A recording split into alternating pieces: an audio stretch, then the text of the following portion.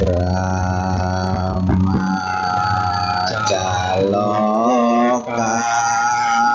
Dipati Sahampati Katanjalian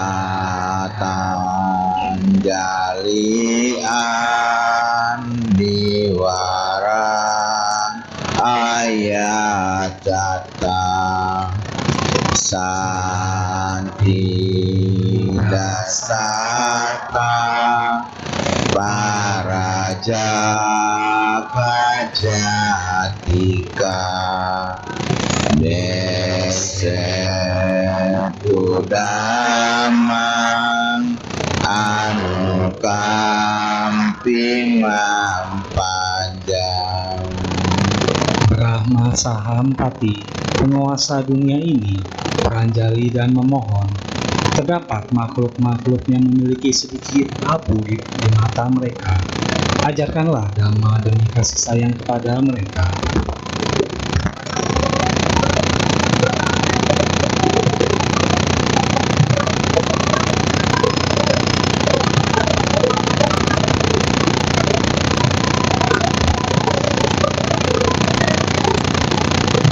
Namo tassa bhagavato arahato samma sambuddhassa.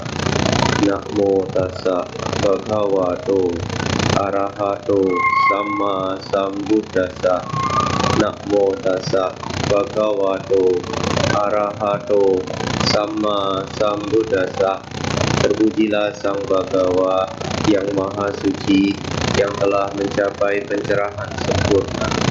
Terpujilah Sang Bhagawa yang Maha Suci, yang telah mencapai pencerahan sempurna. Terpujilah Sang Bhagawa yang Maha Suci, yang telah mencapai pencerahan sempurna. Mendengarkan Dhamma pada saat-saat yang sesuai, itulah berkah utama.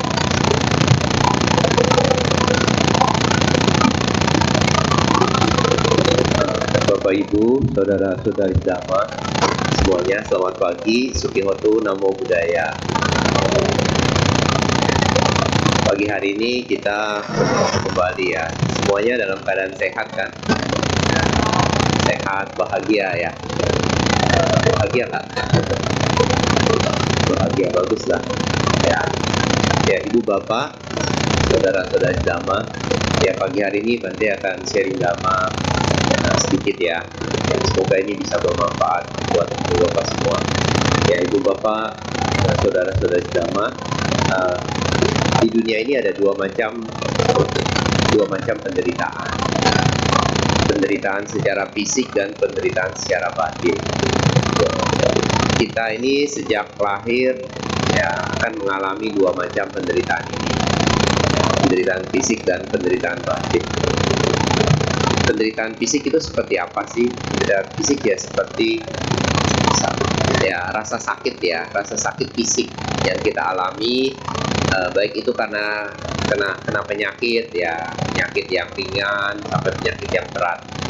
Nah, juga ada rasa sakit ya, tubuh kita, misalkan kalau tubuh kita terbentur sesuatu, kalau kita jatuh sakit ya, terus bermacam-macam sakit ya di seluruh tubuh kita. Nah, itu adalah penderitaan secara fisik karena rasa sakit yang timbul dari berbagai macam sebab. Ada juga mungkin kalau kita kurang, maksudnya nggak begitu punya uang ya, nggak sejahtera gitu ya, kita nggak bisa memenuhi segala kebutuhan untuk hidup kita, jadi hidup kita kurang nyaman gitu ya. Kalau kita punya cukup uang atau kita cukup sejahtera, kita kan bisa membeli ya berbagai macam peralatan untuk kebutuhan hidup ya. Mungkin kita akan punya rumah yang lebih bagus, jadi kita hidup lebih nyaman, betul ya. Punya kendaraan atau apapun untuk keperluan hidup kita, pakai baju yang lebih nyaman kayak gitu, atau kita pakai memakan makanan yang cukup gitu sehingga kita nggak begitu kelaparan. Nah, itu adalah maksudnya penderitaan fisik yang mungkin kita alami karena kita kekurangan uang, kita nggak cukup sejahtera, anggapnya kita miskin lah seperti itu ya. Jadi penderitaan fisik itu Itu satu hal. Nah, yang kedua ada penderitaan batin. Nah, penderitaan batin ini adalah berbagai macam bentuk kecemasan yang kita alami. Ya, kecemasan, cemas, segala macam cemas, apa yang diharapkan ya belum datang kayak gitu ya. Hal-hal yang baik yang diharapkan itu belum datang, itu kita cemas mungkin ya. Atau hal-hal buruk yang mungkin akan menimpa kita, ya kita juga bisa cemas seperti itu. Jadi berbagai macam bentuk kecemasan. Ya, kalau kecemasan ini ya segala macam bentuk kecemasan yang kita alami, ketidakpuasan yang kita alami secara batin. Nah, itu adalah penderitaan batin. Ya, tingkatnya mungkin dari yang paling ringan sampai yang berat ya. Kalau misalnya kecemasan terus-menerus sampai berat ya, kita mungkin dikatakan sebagai kita mengalami stres atau depresi kayak gitu ya. Nah, itu kecemasan yang berlebihan seperti itu. Jadi itulah berbagai macam bentuk penderitaan batin yang kita alami sejak kita lahir sampai sekarang. Ya. Dua macam penderitaan ini jelas ya dalam hidup kita ya, betul kan? Nah, kita mengalaminya baik secara fisik maupun secara batin. Tapi dua macam penderitaan ini sebabnya itu berbeda. Ada dua macam sebab. Nah, kalau penderitaan fisik gitu ya, itu disebabkan kurang lebih seperti ini. Disebabkan oleh karena kita kurang punya karma baik ya. Atau kita memiliki cukup karma buruk kayak gitu, sehingga karma-karma tersebut membuahkan hasil. Misalnya karma buruk itu membuahkan hasil dalam bentuk ya mungkin kita nggak cukup sejahtera, kita miskin gitu, nggak punya apa-apa, sehingga kita akan mengalami berbagai macam bentuk penderitaan fisik gitu ya. Misalnya kalau kita nggak punya uang kan buat makan aja susah kayak gitu ya, kayak gitu. Nah, nggak nyaman, hidupnya nggak nyaman kayak gitu. Atau kita kena penyakit lah, penyakit cancer contohnya ya. Penyakit cancer ini disebabkan oleh karma berbuah, karma buruk berbuah gitu. Sehingga kita mengalami berbagai macam bentuk penderitaan fisik karena penyakit tersebut. Mungkin tiba-tiba kita jatuh ya jatuh gitu kan, harus jatuh dari tangga atau dari tangga kita kaki kita patah segala macam, itu adalah bentuk-bentuk penderitaan fisik. Atau bahkan sejak lahir ya kita udah memiliki kecacatan tubuh, itu ya kita akan mengalami ya bentuk penderitaan fisik secara itu. Nah, bentuk penderitaan fisik ini disebabkan oleh karma kita berbuah, karma buruk kita berbuah ya, kita akan mengalami kayak gitu. Nah, ini penderitaan fisik ini kadang-kadang kita nggak bisa tolak gitu ya, itu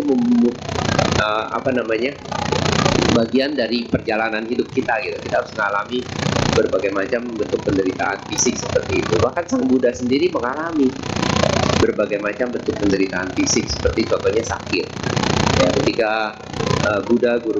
Sang Buddha guru kita menjelang akhir hidupnya ya, menjelang meninggal, menjelang parinibbana, itu 3 bulan menjelang parinibbana, Sang Buddha itu mengalami penderitaan fisik dalam bentuk ya penyakit perut ya, diare kayak gitu. Terus sampai diare yang sangat berat ya, sampai akhir hidupnya meninggal pada usia 80 tahun kan. Itu 3 bulan sebelum meninggal, Sang Buddha mengalami penderitaan fisik. Bahkan Sang Buddha pernah kelaparan dalam hidupnya. Kelaparan pada satu momen atau satu saat di mana di tempat Sang Buddha tinggal, Sang Buddha itu harus menerima dana makanan untuk makanan ternak ya, makanan kuda gitu ya. Kenapa saat itu? Karena saat itu tempat yang Sang Buddha diami itu lagi masa kekeringan. Kekeringannya sangat parah sehingga makanan hasil panen gagal segala macam. Sang Buddha harus menerima makanan yang nggak layak kayak gitu ya. Tapi terus juga Sang Buddha pernah ya misalnya luka karena apa? Karena Dewa Data itu mendorong batu besar dari atas bukit ya. Pecahan batu tersebut mengenai kaki Sang Buddha sehingga kaki Sang Buddha berdarah. Sakit kan kayak gitu ya. Nah, jadi di dalam masa kehidupan Sang Buddha, bahkan Sang Buddha pun mengalami berbagai macam bentuk derita fisik ya. Tapi derita mental itu tidak ada. Secara mental Sang Buddha tidak akan mengalami penderitaan secara mental ya. Mengapa? Karena Sang Buddha telah berhasil untuk membebaskan dirinya dari derita mental dengan mengakhiri penyebabnya. Apa? Penyebab dari derita mental apa? Yaitu kekotoran batin atau kilesa ya. Jadi penderitaan fisik itu disebabkan oleh karma buruk kita yang berbuah penderitaan mental itu disebabkan oleh kekotoran batin atau kilesa. Ya, kita semua ya itu masih ada kilesanya. Nah, jadi wajar kalau kita nanti mengalami penderitaan secara batin gitu. Nah, kita semua kan adalah murid Buddha ya, pengikut Sang Buddha, follower. Ya. Nah, sebagai seorang siswa Sang Buddha atau murid Buddha, ya kita ini dikasih warisan. Apa warisan dari Sang Buddha? Yaitu Dhamma, ajaran Buddha ya. Ya, jadi ketika Sang Buddha itu menjelang meninggal, ya Bante Ananda bertanya kepada Buddha, siapa yang akan menjadi pengganti Buddha ketika Sang Buddha meninggal? Sang Buddha lalu berkata yang menjadi pengganti dia adalah Dhamma dan Vinaya, jadi ajaran Buddha. Nah, Dhamma Vinaya inilah yang diwariskan oleh Sang Buddha kepada kita. Nah, Dhamma Vinaya inilah atau ajaran Buddha inilah yang menjadi obat penawar dari penderitaan batin kita. Jadi kalau ketika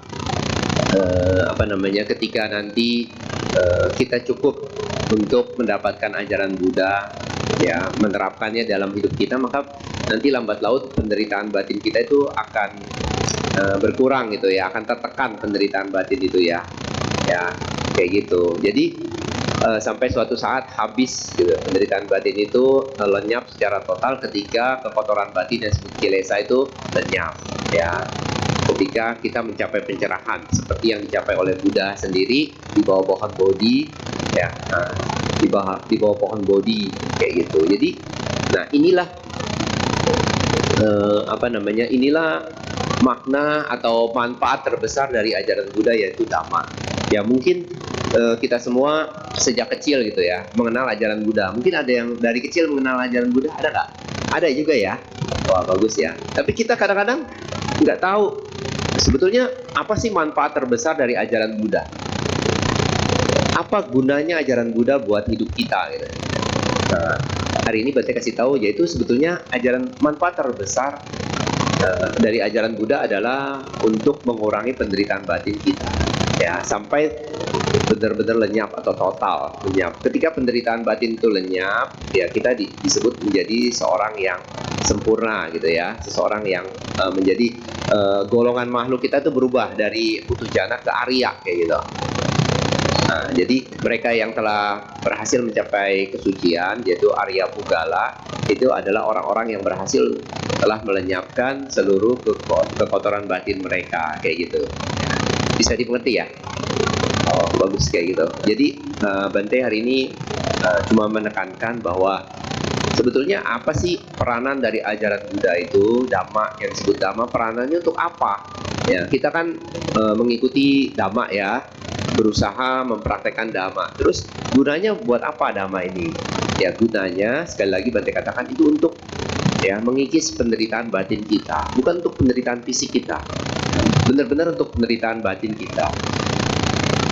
Sang Buddha sendiri kan seperti kita ketahui semua ya, Sang Buddha itu berasal dari keluarga ya kerajaan ya. Semua ketika berasal dari keluarga kerajaan, kita tahu ya adalah keluarga yang berkecukupan ya, sangat kaya raya kayak gitu ya. Terus ketika Sang Buddha menjadi pertapa, dia juga dalam keadaan sehat gitu ya.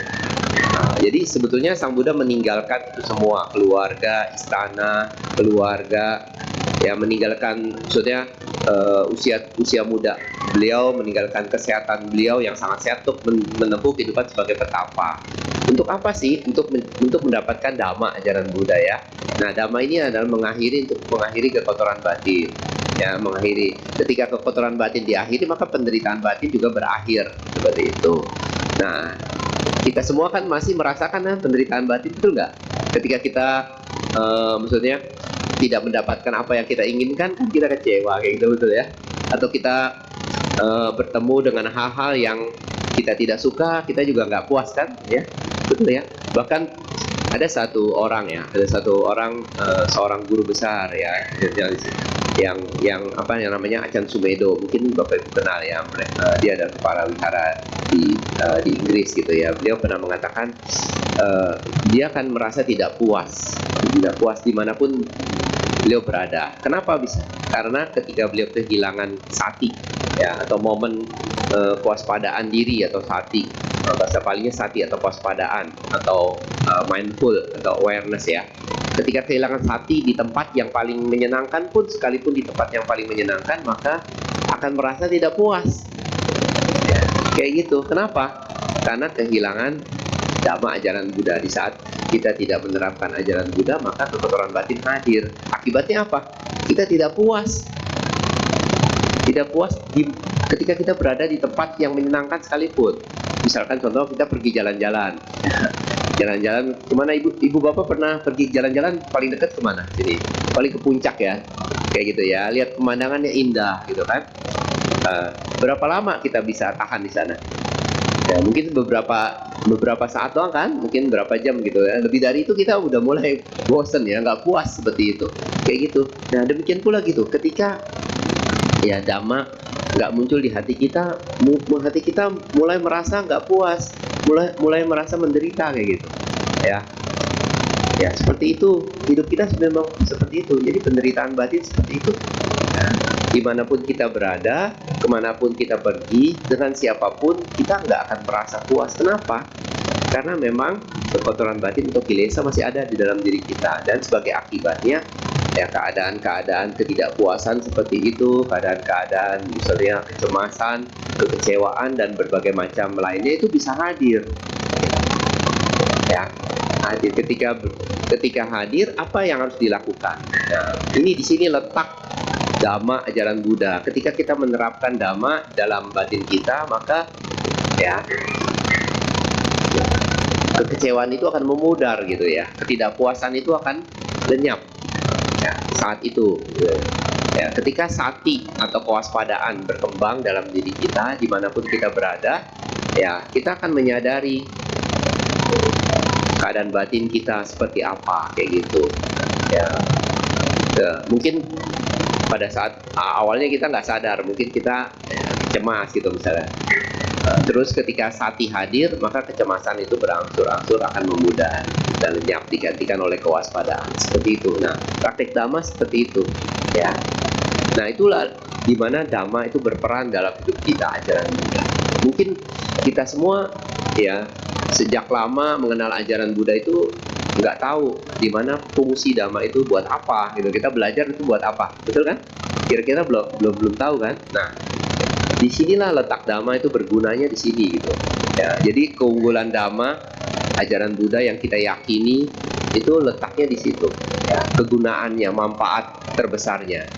Ya, nah, kita ini adalah makhluk yang beruntung ya. Kita udah lahir jadi manusia. Nah, terus ketika lahir jadi manusia kita bertemu dengan ajaran Buddha. Kita mulai mempelajari ajaran Buddha.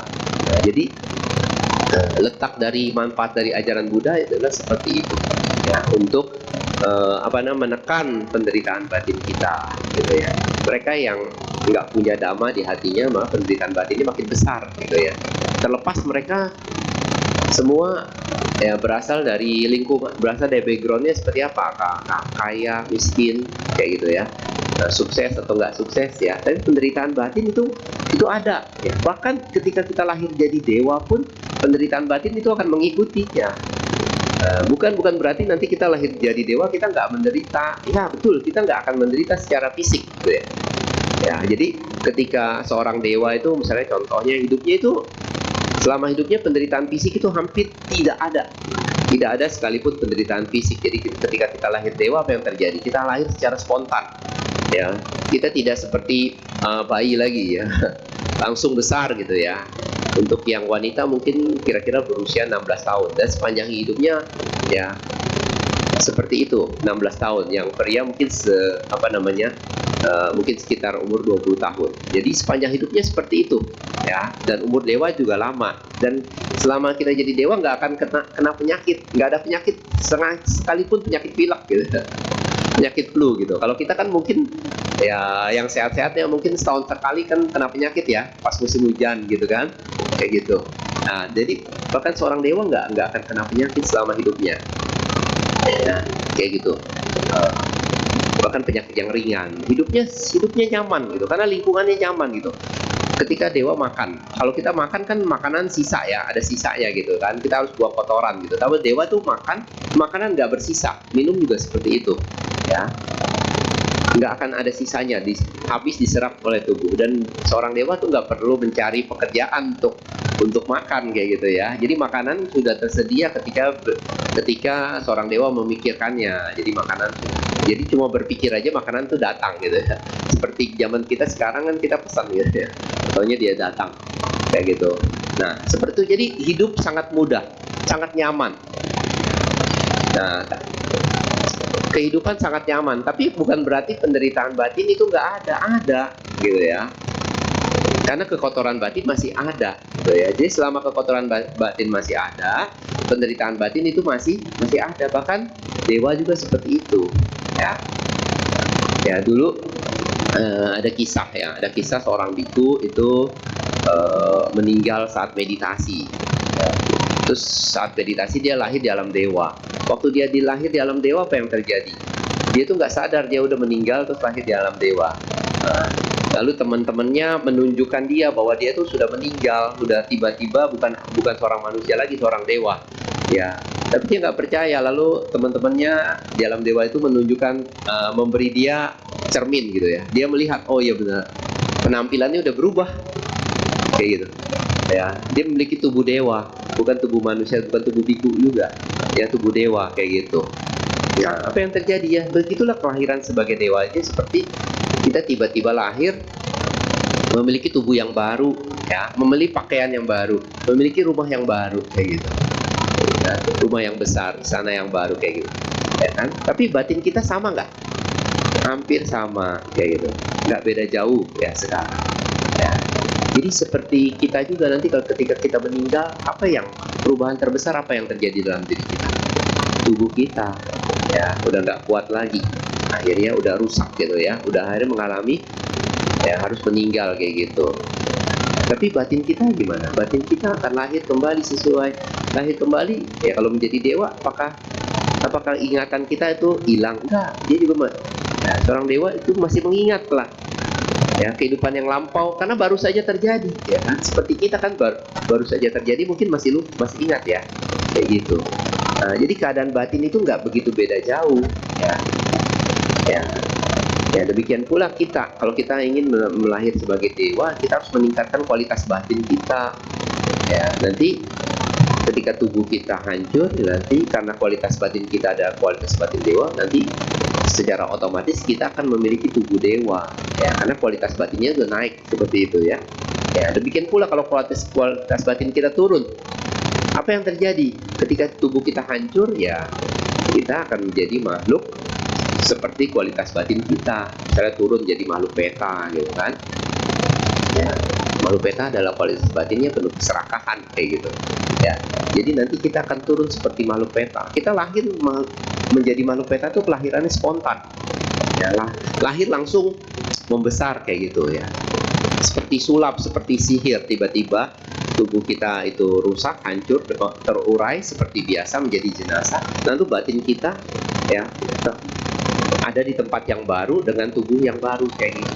Itu tubuhnya. Begitulah kelahiran dan kematian di alam peta dan di alam dewa. Kalau kita kan sekarang memiliki kelahiran di alam manusia ya, perubahan di alam manusia ini terlihat ya. Mungkin 10 tahun yang lalu, ada yang pernah punya foto 10 tahun yang lalu ya kan, 20 tahun yang lalu kan, atau 30 tahun yang lalu, masih ada kan? Mungkin kalau masih ada, kita melihat perubahannya kan nyata gitu ya, tubuh kayak gitu ya. Kayak gitu. Nanti pada akhirnya tubuh kita mungkin beberapa tahun lagi ya kan, 10 tahun ke depan atau 20 tahun ke depan, kita yakin masih ada? Belum tentu kan? Kayak gitu. Nah, kita akan terlahir kembali sesuai dengan kualitas batin yang kita miliki ya. Kalau kualitas batin kita jelek, maka penderitaan batin juga banyak. Bahkan kalau kualitas batin kita meningkat dengan ajaran Buddha ya, kita akhirnya meninggal, kita akan memiliki tubuh baru yang sesuai dengan kualitas batin kita ya. Kok bisa demikian? Berarti bisa ya. Kita ambil perumpamaan seperti ini. Pakaian seorang raja sama pakaian pengemis beda nggak? Beda kan? Gitu. Seorang raja bisa memiliki pakaian yang bagus kan, karena sesuai dengan status dia kayak gitu. Pakaian pengemis ya enggak ya kan. Kita lihat sendiri, mungkin pakaiannya cuma camping kayak gitu. Pakaian raja beda jauh, bersinar kayak gitu ya. Nah, itu adalah pakaian Nah, demikian pula tubuh. Tubuh ini akan menyesuaikan dengan kualitas batin yang kita punya ya. Kalau kualitas batin kita manusia ya kita memiliki tubuh manusia kayak gitu. Kualitas batin kita dewa, kita akan memiliki tubuh dewa. Kualitas batin kita ya turun menjadi makhluk peta, kita akan memiliki tubuh makhluk peta. Seperti itu. Inilah hidup kita seperti ini. Inilah disebut samsara sebetulnya. Samsara adalah ya lingkaran kelahiran yang berulang seperti itu ya. Kelahiran kita berulang ya, tubuh yang kita miliki juga akan berulang. Tapi batin kita ya kita bisa kita lihat kualitasnya sampai sejauh mana kayak gitu ya. Kita juga bisa rasakan batin kita seperti apa. Nanti kita akan jadi apa ya, kita lihat aja batin kita sekarang seperti apa gitu ya. Nggak usah berpikir nanti kita bisa pergi kemana setelah kematian ini, lahir jadi manusia lagi, lahir jadi dewa, atau lahir jadi makhluk peta ya. Kita nggak usah tanya kemana-mana, kita tanya ke diri kita sendiri, tanya ke batin kita. Sekarang batin kita ini kualitasnya seperti apa ya. Menyadari seperti itu, kita harus meningkatkan ya kualitas batin kita, meningkatkan kesejahteraan batin kita gitu kan. Selama hidup kita berjuang untuk apa? Kita berjuang untuk kesuksesan gitu kan, untuk kekayaan. Nah, kekayaan, kalau kita kaya, kita pergunaan kekayaan kita untuk apa? Untuk membeli barang-barang ya, untuk kebutuhan fisik kita kan. Kita bisa beli baju kita pakai buat apa? Buat tubuh kita kan. Kita beli rumah, yang menempati rumah siapa? Tubuh kita juga kan, betul nggak? Kita beli kendaraan, beli mobil yang paling bagus sekarang untuk kenyamanan apa? Untuk kenyamanan fisik kita, betul. Semua kesuksesan ya kan, kekayaan yang kita perjuangkan ya di masa muda kita gitu ya, itu untuk kesejahteraan tubuh fisik kita, bukan untuk kesejahteraan batin kita. Nah, Dhamma ajaran Buddha yang Buddha udah wariskan buat kita, yang Sang Buddha perjuangkan nggak mudah loh ya. Ketika seseorang menjadi Buddha itu perjuangannya luar biasa ya. Beliau harus menyempurnakan 10 parami di banyak kehidupan, bukan hanya di satu kehidupan, di banyak kehidupan. Melalui perjuangan yang berat, akhirnya beliau ya memiliki kompetensi untuk menjadi seorang Buddha. Ketika menjadi seorang Buddha, akhirnya Sang Buddha mengajarkan Dhamma. Dhamma itu adalah jalan atau cara untuk mencapai kebudayaan itu sendiri. Nah, Dhamma ini diwariskan untuk kita. Diwariskan. Nah, Dhamma ini peranannya untuk menekan, mengurangi, mengikis penderitaan batin kita sampai suatu saat penderitaan batin total hilang dan kita menjadi makhluk suci gitu ya, menjadi Arya Pugala kayak gitu. Nah, kelahiran kita ya kan menjadi kelahiran yang terakhir gitu ya, nggak lahir lagi. Nah, itu makhluk suci yang tingkat yang paling tinggi disebut arahat. Seperti itu ya. Jadi Ibu bapak, saudara-saudari Dhamma, inilah peranan ajaran Buddha yang disebut Dhamma dalam hidup kita ya. Dhamma yang kita yakini ya sebagai penuntun jalan kebenaran, Dhamma yang kita yakini ya sebagai sebagai sumber kebahagiaan buat kita. Nah, inilah letaknya di sini gitu ya. Jadi mungkin kita selama hidup kita dari waktu yang lama kita nggak tahu sih buat apa kita belajar Dhamma gitu ya. Buat apa kita meyakini ajaran Buddha Dhamma itu buat apa? Fungsinya apa? Ya. Kalau kita tahu fungsinya, itu kita akan menghargai, betul nggak? Nah, seperti permata gitu ya. Kalau kita nggak tahu bahwa batu yang kita pegang ini adalah permata, nah, apa yang terjadi? Mungkin kita letakkan di tempat entah di mana gitu kan. Akhirnya kita lupa sampai hilang gitu. Atau bahkan kita buang karena kita nggak tahu. Tapi kalau kita tahu nilainya, kalau kita tahu gunanya, kalau kita tahu manfaatnya, nilainya ini sangat berharga. Apa yang kita lakukan? Kita simpan baik-baik, betul ya? Seperti itu ya kan? Nah, jadi inilah sebetulnya Dhamma ini sangat berharga. Maka disebut permata kan? Kita mengucapkan Tisarana ya, 3 permata ya, permata Buddha, Dhamma dan Sangha. Ini adalah permata yang sangat berharga gitu ya. Letaknya cuma kita mengetahui aja. Kalau kita tahu, maka kita akan berusaha untuk menyimpannya baik-baik gitu ya, supaya nggak hilang gitu ya. Dhamma itu di mana sih? Dhamma itu harus disimpan yang terbaik di dalam batin kita sendiri gitu ya. Ajaran Buddha itu bisa diterapkan dalam batin kita, karena penderitaan juga letaknya dalam batin. Penderitaan batin adanya di batin. Dhamma juga adanya di dalam batin. Nanti ketika Dhamma ini akhirnya membebaskan melenyapkan kekotoran batin, kita menjadi bahagia. Bahagia ada di mana? Ada di dalam batin juga, seperti itu. Jadi ajaran Buddha sebetulnya ya, itu fokusnya ke dalam batin kita, Bapak Ibu. Fokusnya adalah kesejahteraan batin kita. Fokusnya bukan di fisik, ya, di batin kita. Nah, meningkatkan kualitas batin, meningkatkan kesejahteraan batin kita, kayak gitu. Nah, inilah ajaran Buddha. Gunanya seperti itu, ya. Sepanjang hidup kita, ya kita ya, belum katanya belum merasa pentingnya ajaran Buddha seperti itu, ya.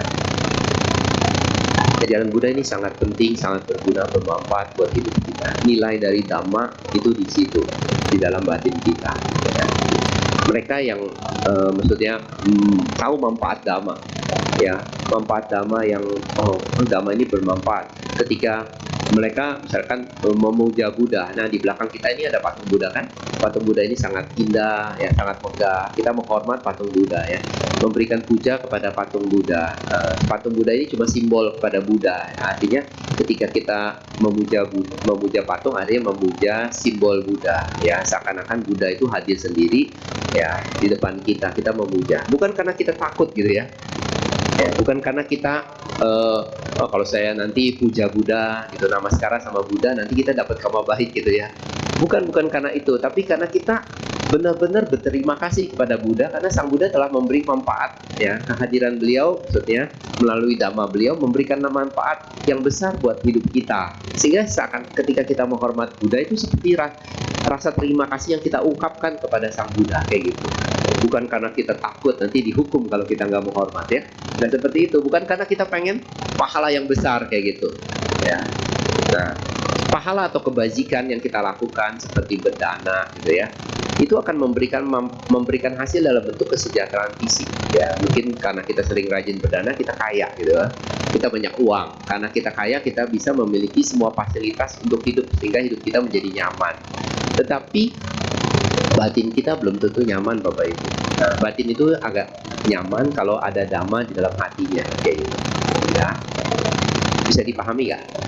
Bisa ya, nah, kayak gitu. Ya, ini sebetulnya yang mau Bante sampaikan pagi hari ini. Nah, jadi mengingatkan kita semua, mengingatkan termasuk Bante, mengingatkan diri kita sendiri bahwa ajaran Buddha ya seperti itu. Ya, peranannya seperti itu untuk meningkatkan ya kesejahteraan batin kita. Ya, mereka yang batinnya sejahtera berarti penderitaan secara batin kan sedikit, kayak gitu ya. Kayak gitu. Jadi penderitaan batin benar-benar bergantung kepada ya bergantung kepada Dhamma dalam diri kita. Kalau Dhamma kita terapkan dalam diri kita, maka penderitaan batin itu ya nggak banyak, ya. Tapi kalau misalnya nggak ada Dhamma dalam diri kita atau dalam batin kita, maka kilesa itu berkembang dalam batin kita. Kilesa berkembang, maka penderitaan batin menjadi banyak. Ya, batin kita cuma satu, ya, seperti kan bangku ini ya, podium ini cuma satu. Ya, kalau Bante yang duduk di sini kan Bapak itu nggak bisa duduk kan, kayak gitu. Demikian pula, ya, kilesa. Kalau kilesa duduk di batin kita, ya Dhamma nggak hadir gitu ya. Kalau Dhamma nanti duduk di batin kita, berdiam dalam batin kita, maka kilesa itu menjauh, ya, menyingkir, kayak gitu. Sementara menyingkir, kayak gitu. Ya, seperti itu. Ya, ini tergantung dari kita. Ya, kita mau mengisi apa? Mengisi kilesa apa mengisi Dhamma dalam batin kita? Pilihan ada di tangan kita, ya. Kalau penderitaan fisik itu kadang-kadang kita nggak bisa apa-apa gitu ya. Kita nggak bisa berbuat apa-apa dalam hal ini. Kadang-kadang kan mungkin karena karma harus berbuah, kita harus mengalami berbagai macam bentuk penderitaan fisik tertentu, contohnya sakit, kanker atau apapun gitu ya. Kita dapat musibah apapun, seperti musibah yang kemarin kan, ada satu kecelakaan pesawat kan, ya kan, semuanya meninggal, cuma satu orang yang selamat, kayak gitu. Kenapa? Ada yang tanya sama Bante, itu kenapa yang satu orang itu bisa selamat ya, dan yang lainnya meninggal ya? Yang ditanyain kayak gitu, ya jawabannya mungkin karena yang selamat itu ya karma nggak harus mengalami karma buruk, kayak gitu ya.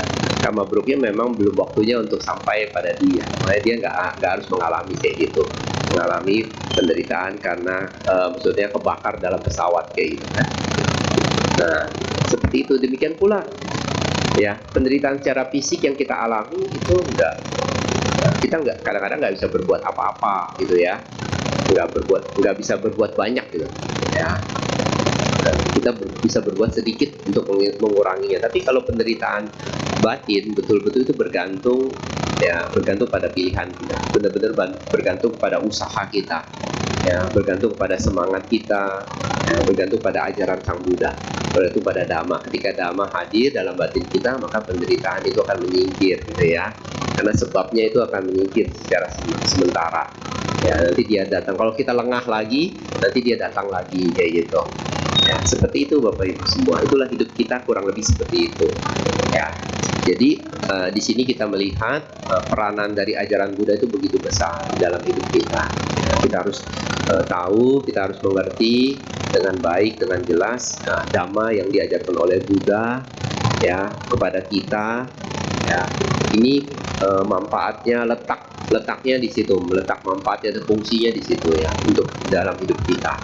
Fungsinya adalah untuk mengikis kekotoran batin dalam hidup kita sampai dia benar-benar habis. Nah, itu satu hal yang ingin Bante sampaikan. Nah, terus yang kedua adalah tentang bagaimana kita mempraktikkan Dhamma dalam batin kita kayak gitu. Ini seperti praktek Dhamma yang kita sebut sila samadhipanya ya. Jalan mulia berluas 8 itu dikatakan sebagai sila samadhipanya. Sila itu adalah disiplin moral yang kita tegakkan dalam hidup kita ya, atau Pancasila, minimal 5 kayak gitu ya. Disiplin moralnya 5 kan, tidak membunuh ya kan, tidak mencuri, tidak berbuat asusila, tidak bohong, dan tidak mabuk-mabuk ya, atau menggunakan narkotika. Nah, 5 aturan moralitas atau 5 disiplin moralitas ini kita berusaha untuk menegakkannya ya. Kadang-kadang kita berpikir itu maksudnya itu mengatur ucapan dan perbuatan kita. Nah, tetapi sebetulnya sila ini juga awalnya tuh ditegakkan di dalam batin kita gitu ya. Jadi ketika kita ingin melakukan perbuatan buruk ya, biasanya itu muncul di batin kita dulu gitu contohnya. Nah, misalnya contoh waktu kita jalan-jalan, maksudnya waktu kita lagi santai-santai, tiba-tiba ya, ada binatang, terus kita pengen ada binatang, kita ngelihat binatang itu timbul, ini binatang ini mengganggu gitu ya, serangga contohnya mengganggu kita, jadi kita timbul keinginan kita untuk menginjaknya atau melukainya. Nah, tapi ketika kita ingat, tadi kita kan ingat kita sudah bertekad menjalankan moralitas. Nah, ketika kita ingat, kita di dalam batin kita menjauh dari perilaku itu ya, itu disebut wirati atau wirati cetasika, atau kita menjauh dari perilaku untuk ya melukai binatang gitu ya. Jadi bahkan sila pun diterapkan di dalam batin kita ya. Sebelum di fisik itu di batin dulu gitu ya.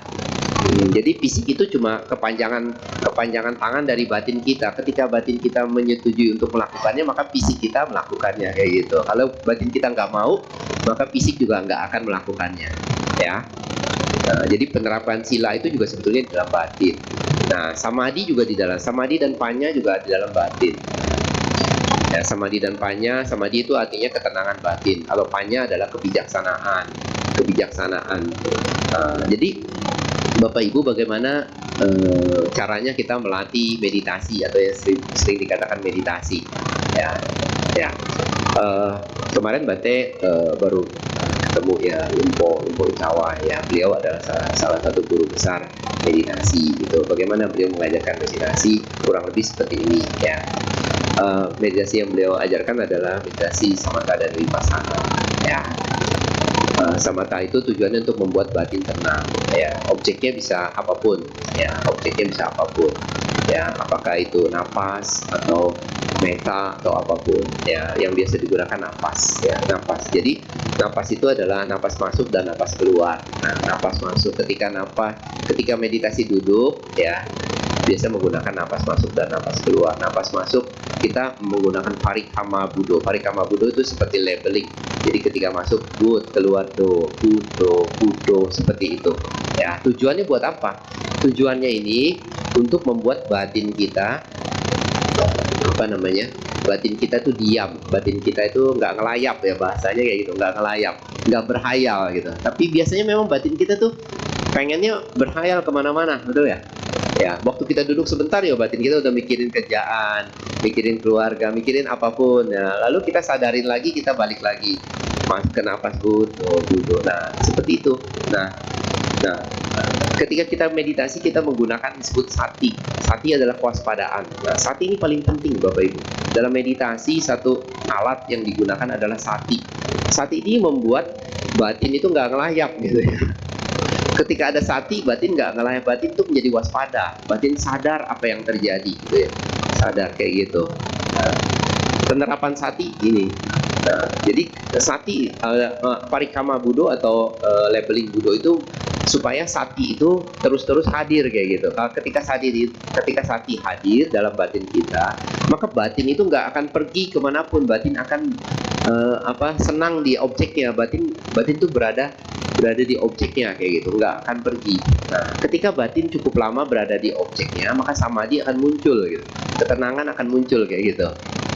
Ketika batin tuh tenang, batin tuh diam, tentram, kayak gitu, sejuk, batinnya sejuk, ya batinnya puas di objeknya. Tapi kalau nggak ada samadhi, batin tuh nggak puas, jadi nanti kelayapan kemana-mana, kayak gitu, kesana kemari. Nah, sati ini fungsi dari sati adalah untuk membuat batin itu diam di objek gitu ya, sehingga nanti samadhi bisa muncul. Nah, ketika samadhi menguat, nanti panya akan muncul kebijaksanaan begitu.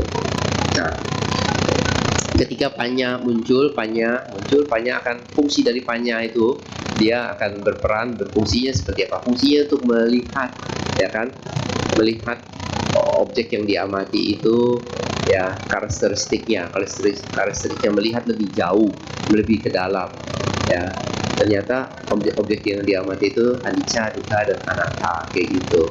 Ya, sehingga batin itu mampu melepas dari keterikatannya pada objek, karena dia menyadari keadaan sebenarnya daripada objeknya, sehingga melepas seperti itu.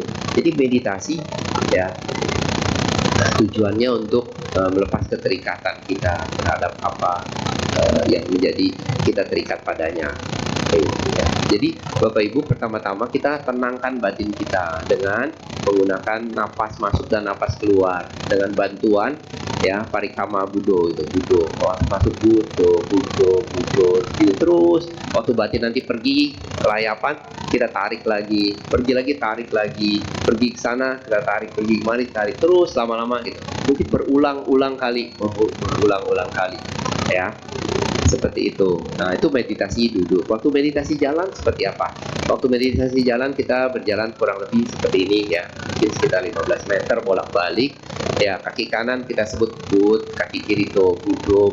Itu juga alat bantu ya.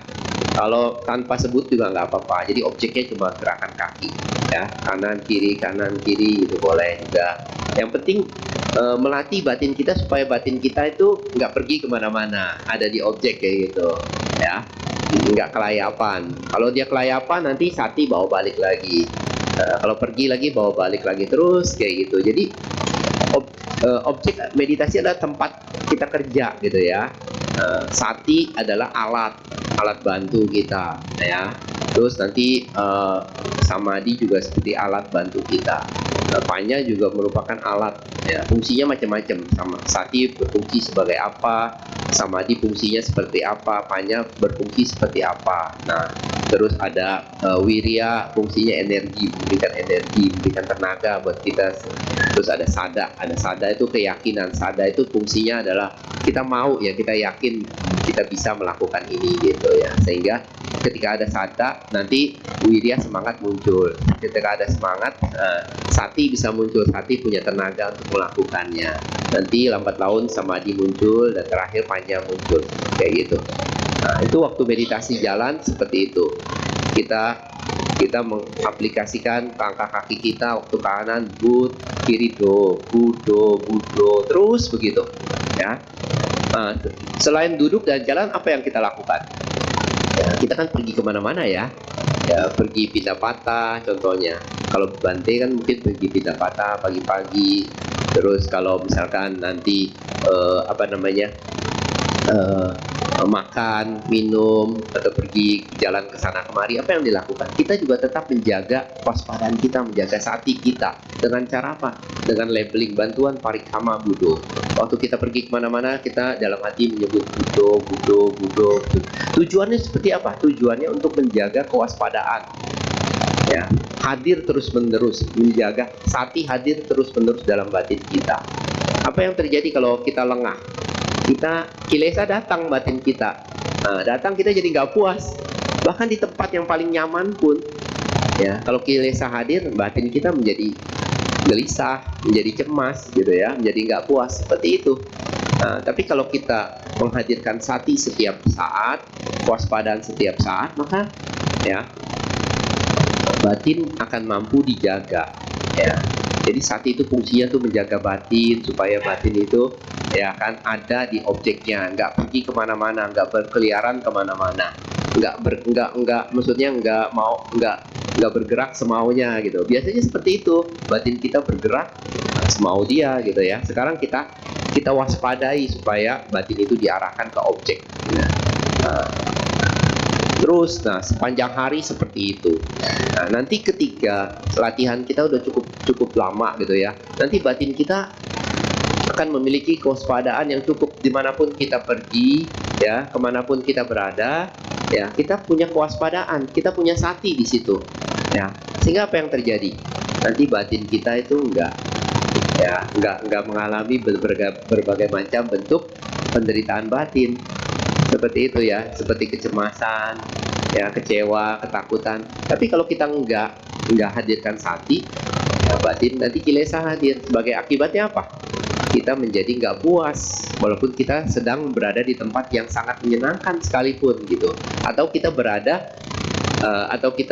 maksudnya bersama orang yang kita sukai sekalipun, kita nggak puas loh, seperti itu. Nah, ini bisa dibuktikan kayak gitu ya. Nanti Ibu Bapak buktikan, emang betul nggak seperti itu ya. Nah, latihannya seperti itu ya, terus menerus seperti itu. Pertama-tama kita harus mendapatkan cukup ketenangan, cukup samadhi ya.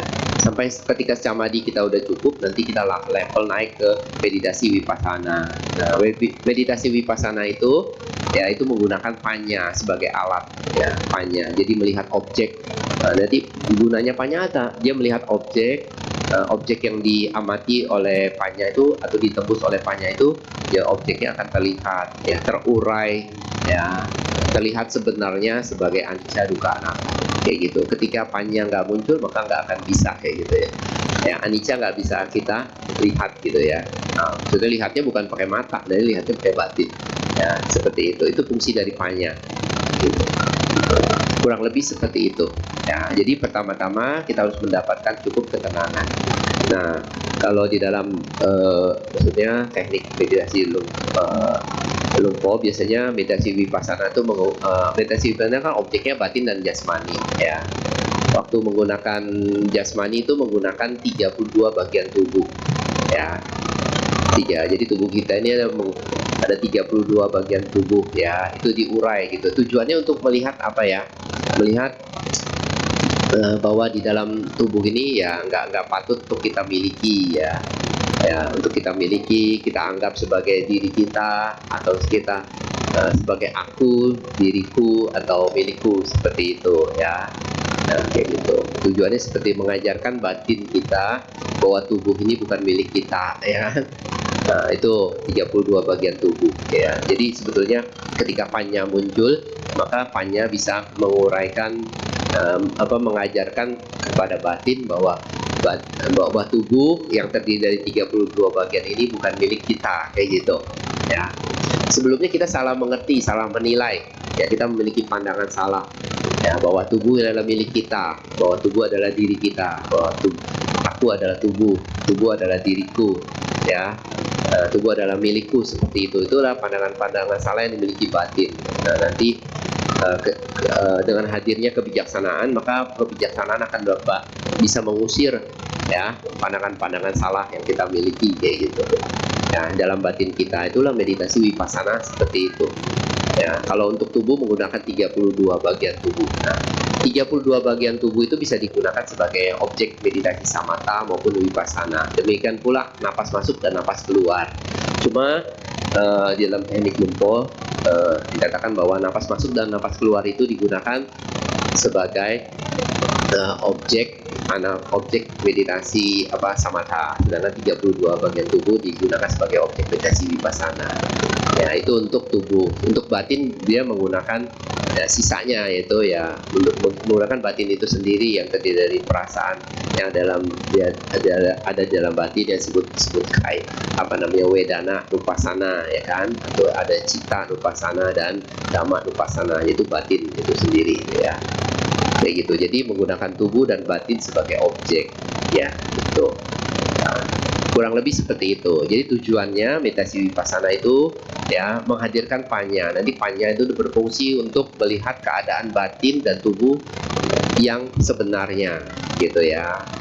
Untuk mengajarkan batin bahwa batin ini kan memiliki pandangan salah terhadap tubuh dan batin itu sendiri. Nah, ketika panya hadir, maka panya itu seperti menyadarkan batin atau mengajarkan batin bahwa batin ini bukan seperti itu, yang benar seperti ini gitu. Ya, akhirnya kita akan mengerti. Jadi batin itu mengerti untuk dirinya sendiri gitu ya, bukan melalui omongan orang lain. Kalau melalui omongan orang lain, kalau seperti baca buku, itu seperti kita belajar gitu ya, kayak gitu. Nanti nggak?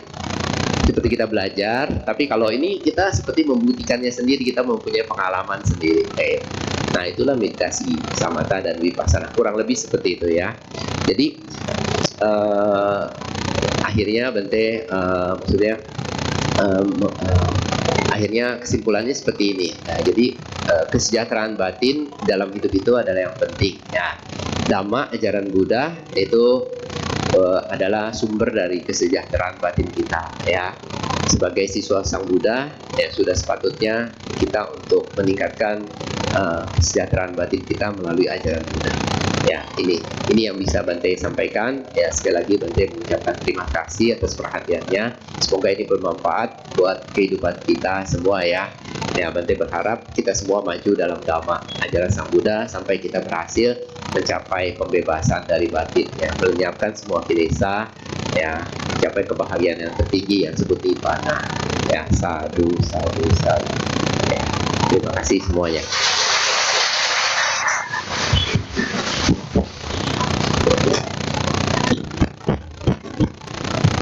Baik, demikianlah Dhammadesana yang disampaikan oleh Yang Mulia Biku Kosalotera. Selanjutnya kita akan memasuki sesi tanya jawab.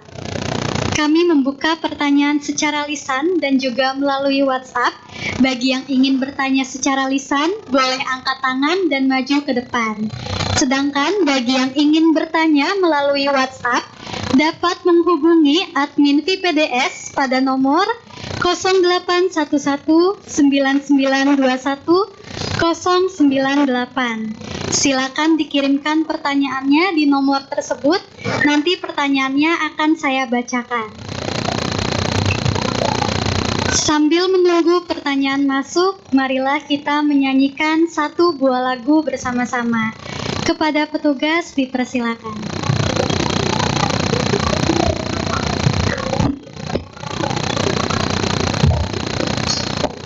Para hadirin sekalian, kita akan kembali menyanyikan satu buah lagu Buddhis yang berjudul Lentera Dunia.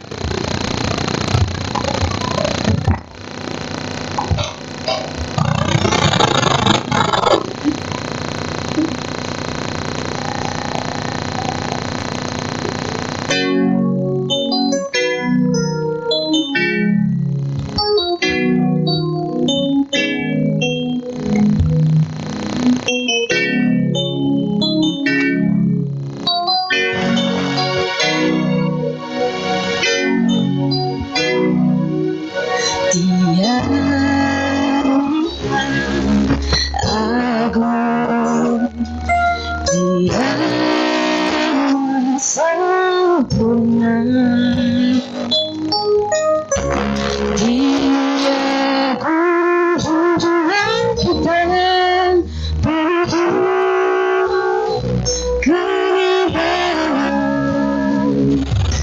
Dia suci, Dia maha bijaksana.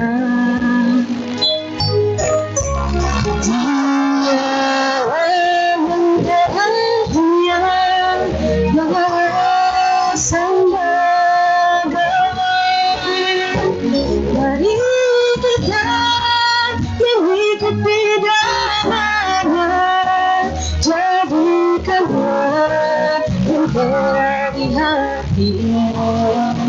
Jauhkanlah dari segala benci, pastilah kan bahagia di bumi.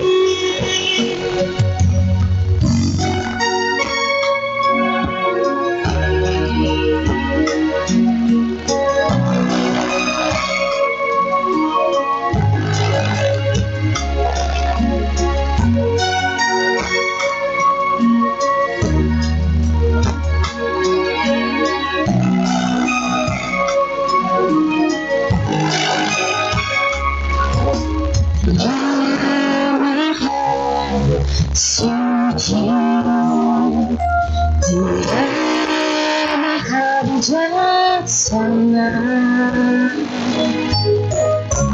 Dialah lentera Dia bersama. Mari kita mengikuti jalannya, jadikanlah lentera di hati. Jauhkanlah dari segala benci, pastilah kan bahagia di bumi. Sadarilah hidup ini tiada kekal adanya. Keindahan kemewahan pastilah kan sirna. Mari kita mengikuti jalannya, jadikanlah lentera di hati.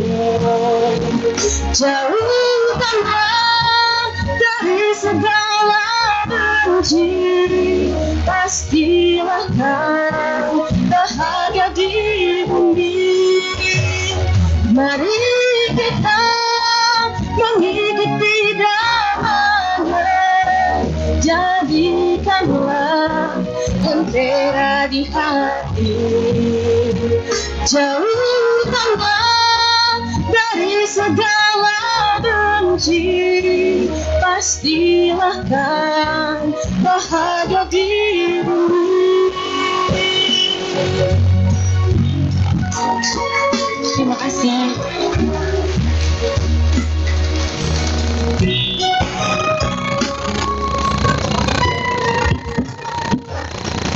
Baik, sebelum memasuki sesi tanya jawab melalui WhatsApp, apakah ada yang ingin bertanya secara lisan terlebih dahulu?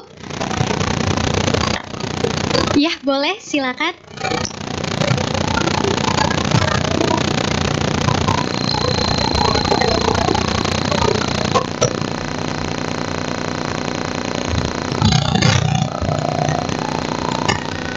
Namo Buddhaya Bante.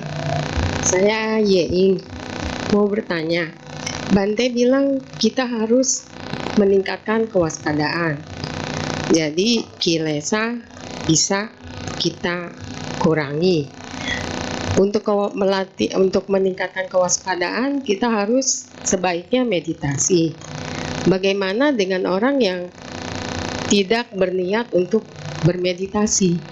Jadi hanya ke wihara, mungkin menjaga sila, tapi tidak bermeditasi karena mungkin belum tertarik atau apa, jadi kewaspadaannya nggak bisa meningkat ya Bante.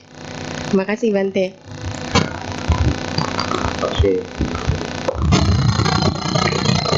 Oke, bagaimana saya tertarik meditasi ya, yang belum suka meditasi. Siapa yang nggak? Ya, ada yang nggak ya di sini yang nggak suka meditasi? Kalau meditasi mungkin kalau duduk gitu ya. Ya. Siapa? Ada yang nggak suka? Atau nggak mau? Ya. Jadi begini Bapak Ibu saudara-saudari sama, ya, memang ya, meditasi itu nggak mudah gitu ya, nggak mudah gitu ya, nggak mudah, tapi sebetulnya nggak sulit juga gitu ya. Yang penting kita berlatih terus menerus ya. Jadi kesempurnaan itu nggak bisa dicapai dalam waktu yang singkat. Jadi supaya kita bisa, makanya kita harus memulai langkah pertama dulu, terus lambat laun, terus tapi kita nggak boleh berhenti kayak gitu, terus berlatih gitu lambat laun nanti maksudnya kita bisa gitu. Seperti awalnya mungkin kalau Bapak Ibu pernah latihan naik sepeda gitu ya, awalnya kan susah gitu ya, tapi lambat laun nanti seiring waktu kita latihan sedikit lambat laun nanti kita akan terbiasa kan, nanti kalau terbiasa seakan-akan mudah gitu ya, nggak kesulitan ya, nggak gitu ya, nggak terasa. Demikian pula meditasi, sebetulnya meditasi ya seperti juga ya, awalnya mungkin karena pikiran kita kalau awalnya kan liar gitu ya, jadi susah gitu ya. Dan karena kenapa? Karena memang seperti itu, awalnya seperti itu ya, kita memiliki pikiran seperti pikiran monyet. Pikiran monyet itu kayak gitu, lompat sana lompat sini, jadi akan liar gitu, nggak berhenti gitu ya. Sebentar kita duduk meditasi juga nanti kita mikirin yang lain, betul nggak? Sebetulnya kita mikirin yang lain gitu, makanya seperti itu. Tapi sebetulnya kalau kita lihat ya, pikiran yang liar ini berbahaya ya kan. Kita semua kan nggak ingin bahagia kan, nggak ingin menderita gitu ya. Ya, kalau kita punya pikiran liar ini ya, pikiran kita ya sulit bahagia gitu ya. Dimanapun kita berada ya kita nggak bahagia. Seperti monyet kan, monyet ini maksudnya harus dilatih gitu ya. Ya, di Thailand katanya ada sekolah monyet.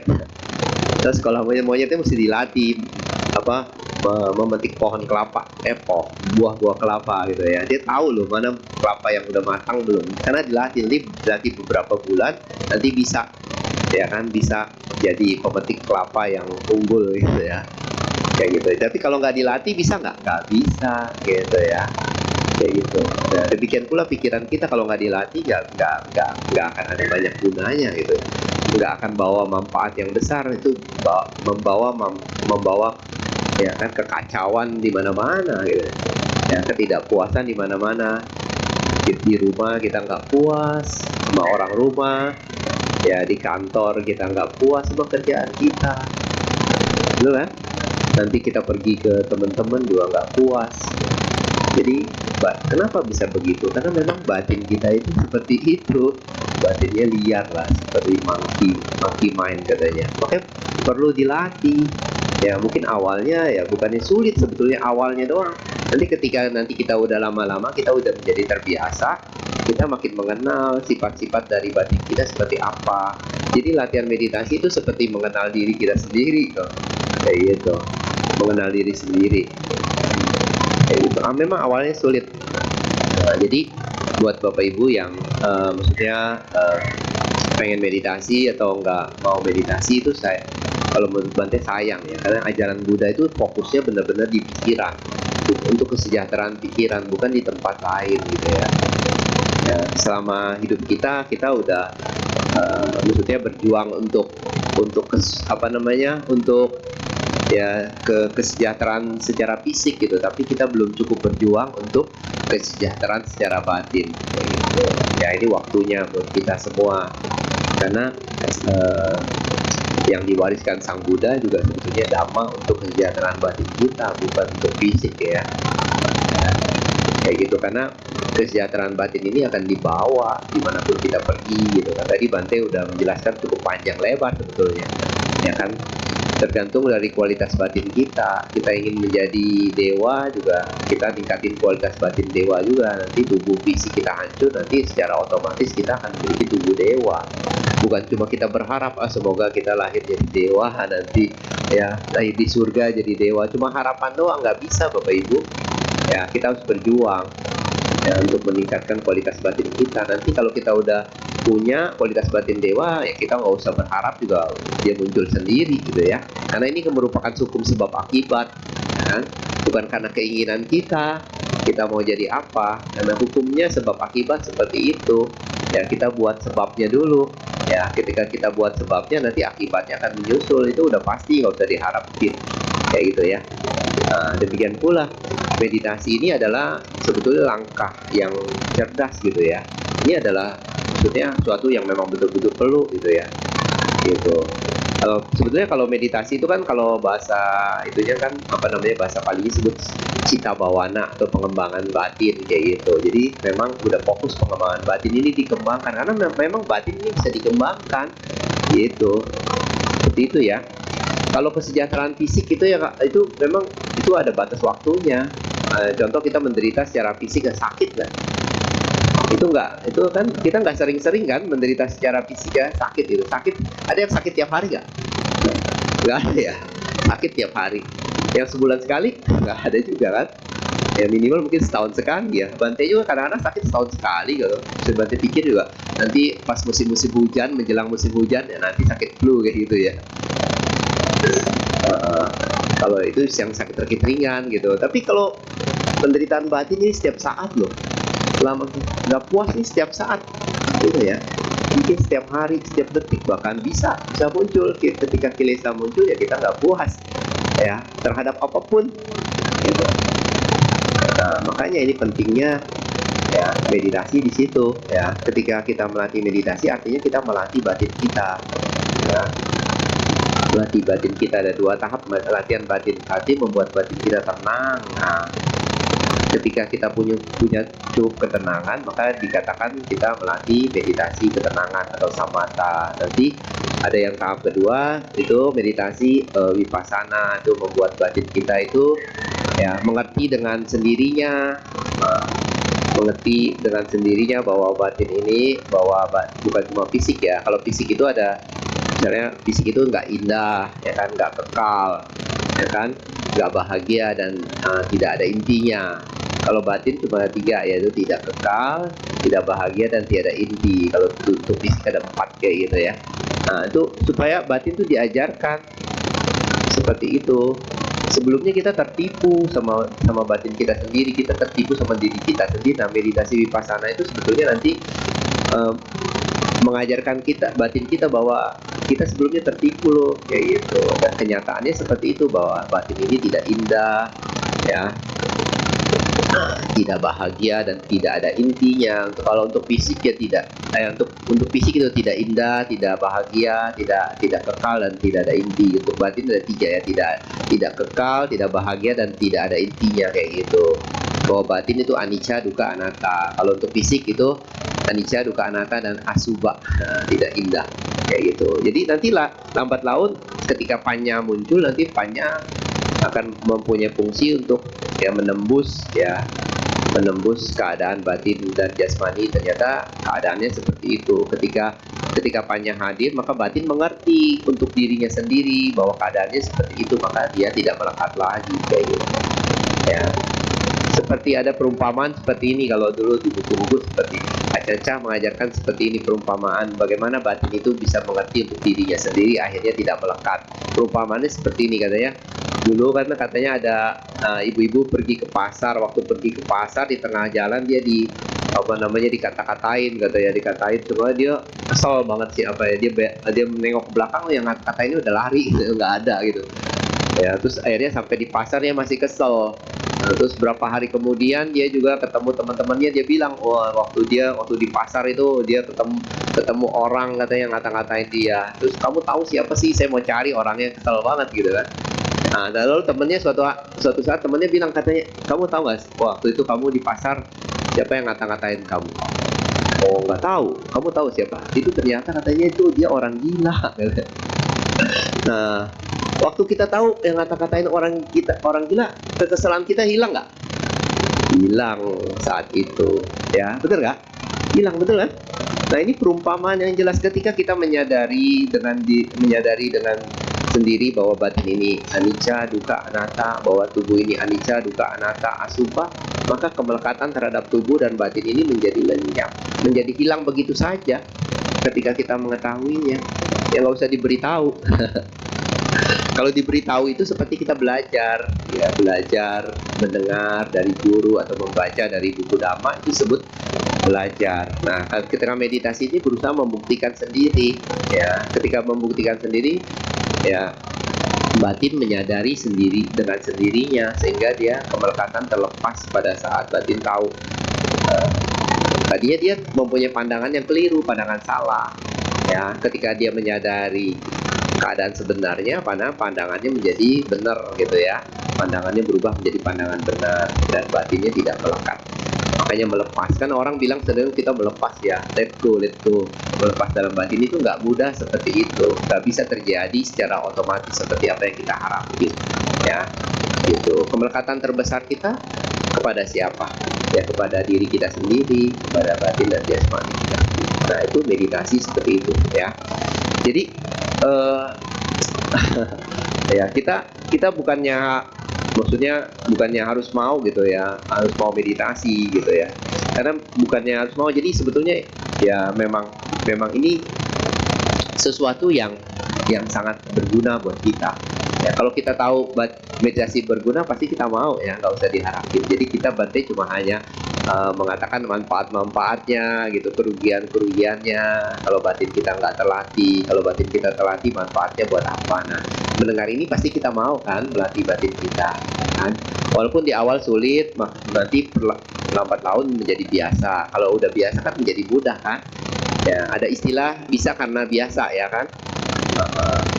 Makanya waktu ada pertanyaan yang mirip seperti ini diajukan kepada seorang guru meditasi. Guru itu juga bilang, ya kan, ya apa yang harus dilakukan, ya kan, berlatih gitu ya, berlatih menjadi mahir, kayak gitu, ya kan, ya kita akan menjadi sempurna karena berlatih, ya.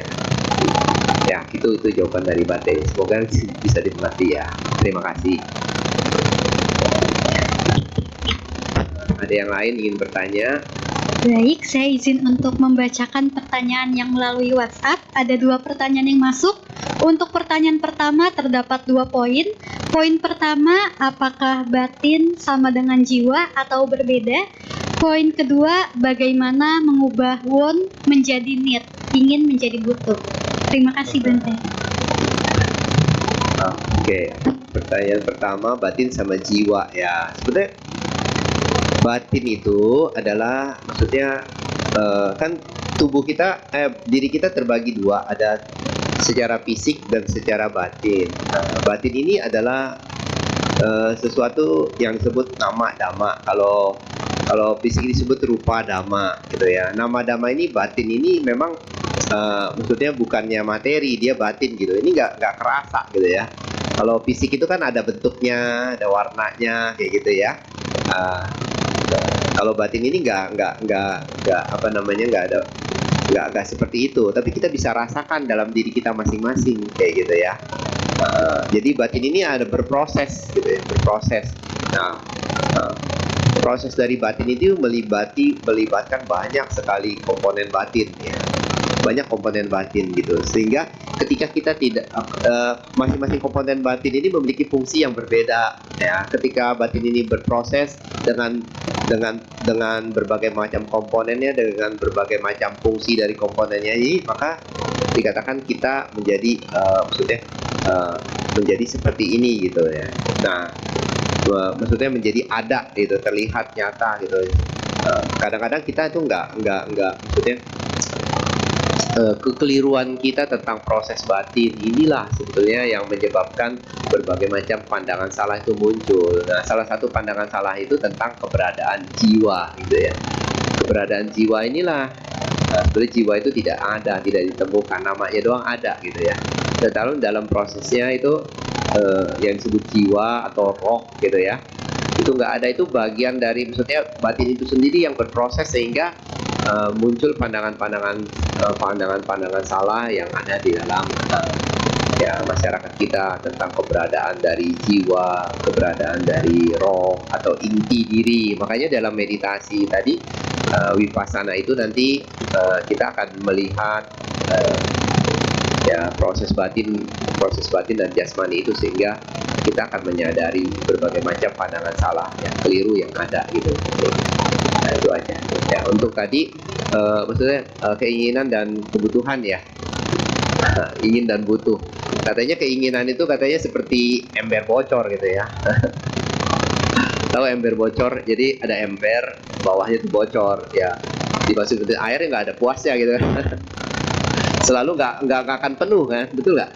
Karena bocor kayak gitu ya gitu. Ya keinginan kita seperti itu, keinginan tuh nggak ada habisnya ya, nggak ada puasnya. Bahkan air dari 4 samudra kita taruh di ember, karena embernya bocor ya nggak akan penuh kayak gitu. Itu keinginan kita. Nah, kalau kebutuhan, sebetulnya kebutuhan hidup kita itu nggak banyak gitu ya. Makanan, pakaian kan ya. Pakaian kalau kita punya satu lusin yang dipakai berapa? Cuma satu kan, kita nggak bisa pakai semuanya kan ya kan. Pakaian, makanan juga sama, kita bisa beli makanan banyak kan.